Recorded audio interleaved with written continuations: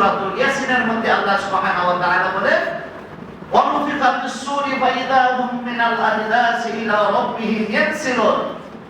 ওয়ানুফিখা ফিস-সূর, যেদিন সিংহায় ফু দেওয়া হবে, মিনাল আজদাসি ইলা রাব্বিহিম ইয়ানসিলুন, তাদের এই আলমে বারযাখ থেকে, এই কবরের জগৎ থেকে, আলমে বারযাখ থেকে বান্দা উঠে দৌড়িয়া যাইতে থাকবে, ইলা রাব্বিহিম ইয়ানসিলুন, তার রবের দিকে দৌড়িয়ে যেতে থাকবে এবং বলবে, কালু, তাহারা বলবে, ইয়া ওয়াইলানা, হায় আফসোস, দুর্ভোগ, দুর্ভাগ্য ওই ব্যক্তিদের জন্য, মান বাআসানা মিন মারকাতিনা হাদা, আমাদেরকে এই আরামের ঘুম থেকে যে জাগ্রত করলো, ওই ব্যক্তি হতভাগা, ওই ব্যক্তি দুর্ভাগা, কেন আমাদেরকে এত আরামের ঘুম থেকে জাগ্রত করাইলো, এবং বলবে, ইয়া ওয়াইলানা মান বাআসানা মিন মারকাতিনা হাদা, তখন বলা হবে, হাদা মা ওয়াদার রহমান ওয়া সাদাকাল মুরসালুন, তখন বলা হবে, হাদা মা ওয়াদার রহমান, দয়াময় আল্লাহর আজকের সেই ওয়াদার দিন, অর্থাৎ কিয়ামতের দিন,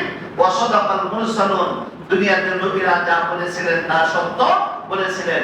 অতএব আমরা মারা যাব, মারা যাওয়ার সময় আল্লাহর সাহাবায়ে কেরাম এবং আল্লাহ রাসূল সাল্লাল্লাহু আলাইহি ওয়াসাল্লাম, সাহাবায়ে কেরাম রিদওয়ানুল্লাহি তাআলা আলাইহিম, এমনকি হযরত উসমান জিন্নুরাইন রাদিয়াল্লাহু তাআলা আনহু কবরের পাশ দিয়ে যাইতেন। আশারায়ে মুবাশশারা 10 জন সাহাবীর জন্য দুনিয়ায় থাকতে তাদের জন্য জান্নাতের সুসংবাদ ছিল, যাদেরকে বলা হয় আশারায়ে মুবাশশারা। আশারা মানে 10, মুবাশশারা মানে সুসংবাদ প্রাপ্ত। 10 জন সাহাবীর সুসংবাদ প্রাপ্ত ছিলেন, তাদের মধ্যে অন্যতম ছিলেন হযরতে আবু বকর রাদিয়াল্লাহু তাআলা আনহু, হযরতে ওমর ফারুক রাদিয়াল্লাহু তাআলা আনহু এবং হযরতে উসমান জিন্নুরাইন রাদিয়াল্লাহু তাআলা আনহু। উসমান জিন্নুরাইন রাদিয়াল্লাহু তাআলা আনহু উনি যখন কবরের পাশ দিয়ে যাইতেন, চিল্লায় বলতেন, উনি কাঁদতেন, চিল্লাইতেন এবং বলতেন, আল কবরু মিন রিয়াদিল জান্নাহ আও হুফরাতুন মিন হুফারিন নার। আল কবরু মিন রিয়াদিল জান্নাহ, কবরটা হলো কার জন্য জান্নাতের বাগান, আও হুফরাতুন মিন হুফারিন নার, আর কবরটা হলো কার জন্য জাহান্নামের একটা অংশ, একটা জাহান্নামের একটা অগ্নিকুণ্ড। আল্লাহ রাসূল সাল্লাল্লাহু আলাইহি ওয়াসাল্লাম সাহাবায়ে কেরামদেরকে বললেন, হুজুর পাক সাল্লাল্লাহু আলাইহি ওয়াসাল্লাম উদাহরণ দিয়ে বুঝাইলেন।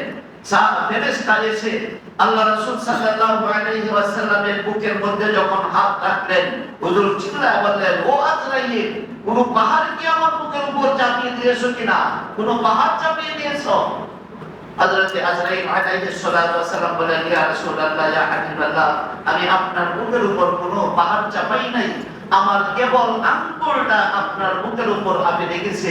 হুজুর পাক সাল্লাল্লাহু আলাইহি ওয়াসাল্লাম বলেন, ও আজরাইল, তাহলে আমার উম্মতের জাকাতদানি কিভাবে হবে? আমাকে একটু দেখাও।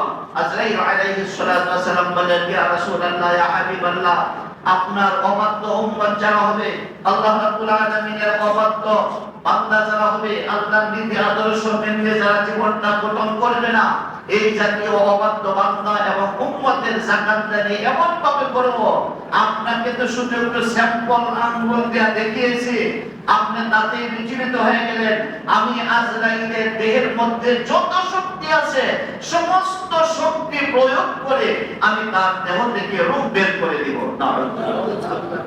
আর আল্লাহ যদি পাপী নেককার বান্দা হয়, আল্লাহ নেককার বান্দা হয়, নবী পাক সাল্লাল্লাহু আলাইহি ওয়াসাল্লামের নেককার উম্মত হয়, তাহলে তার জাকাতদানি হবে।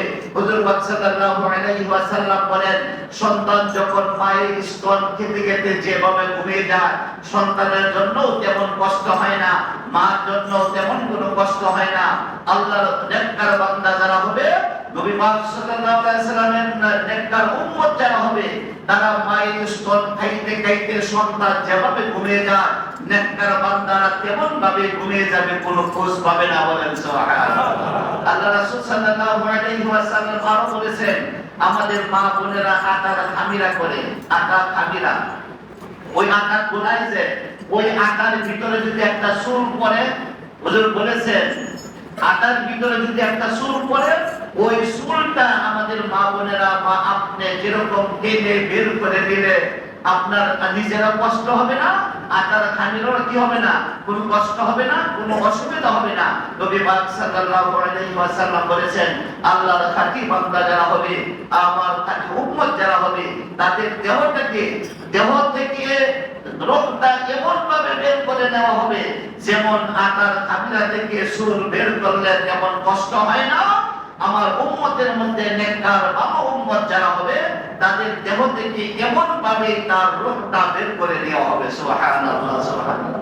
এমন মৃত্যু আল্লাহ রাব্বুল আলামিন আমাদের সকলকে দান করুন, সকলে বলেন আমিন।